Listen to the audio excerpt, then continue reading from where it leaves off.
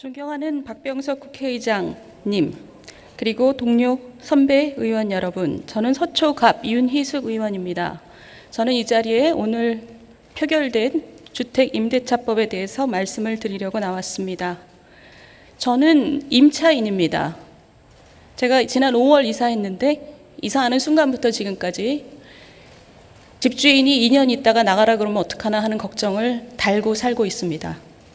그런데 오늘 표결된 법안을 보면서 제가 기분이 좋았느냐? 그렇지 않습니다. 저에게 든 생각은 4년 있다가 꼼짝없이 월세로 들어가게 되는구나 하는 생각이었습니다. 이제 더 이상 전세는 없겠구나.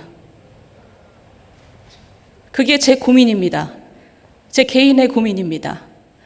임대 시장은 매우 복잡해서 임대인과 임차인이 서로 상생하면서 유지될 수밖에 없습니다. 임차인을 편들려고 임대인을 불리하게 하면 임대인으로서는 가격을 올리거나 시장을 나가거나입니다. 그러면 제가 임차인을 보호하는 것을 반대하느냐? 절대 찬성합니다.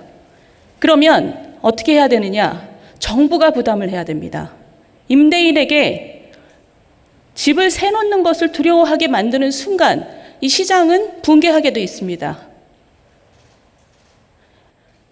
우리나라의 전세 제도는 여러분들이 모두 다 아시겠지만 전 세계에 없는 특이한 제도입니다. 고성장 시대에 금리를 이용해서 임대인은 목돈 활용과 이자를 활용했고, 그리고 임차인은 저축과 내 집 마련으로 활용했습니다.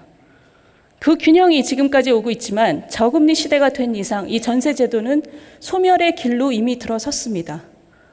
그런데도 많은 사람들은 전세를 선호합니다.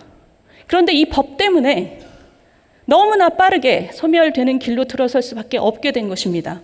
수많은 사람을 혼란에 빠뜨리게 된 것입니다. 벌써 전세 대란이 시작되고 있습니다. 제가 오늘 여기서 말씀드리려고 하는 것은 이 문제가 나타났을 때 정말 불가항력이었다라고 말씀하실 수 있습니까? 예측하지 못했다 이렇게 말씀하실 수 있습니까? 30년 전에 임대계약을 1년에서 2년으로 몰렸을 때, 2년으로 늘렸을 때 단 1년 늘렸는데 그 전해부터 89년 말부터 임대료가 오르기 시작해서 전년 대비 30% 올랐습니다. 1990년은 전년 대비 25% 올랐습니다. 이렇게 혼란이 있었습니다. 그런데 이번에는 5%로 묶어놨으니 괜찮을 것이다. 지금 이자율이 2%도 안 됩니다. 제가 임대인이라도 세놓지 않고 아들, 딸한테 들어와서 살라고 할 것입니다. 조카한테 들어와서 살라고, 관리비만 내고 살라고 할 것입니다. 불가항력이고 전혀 예측하지 못했다. 100번 양보해서 그렇다 칩시다. 그렇다면 이렇게 우리나라 1000만 인구의 삶을 좌지우지하는 법을 만들 때는 최소한, 최대한 우리가 생각하지 못한 문제가 무엇인지 점검해야 합니다. 그러라고 상임위원회에 축소심의 과정이 있는 겁니다. 이 축소심의 과정이 있었다면 우리는 무엇을 점검했을까요? 들으세요!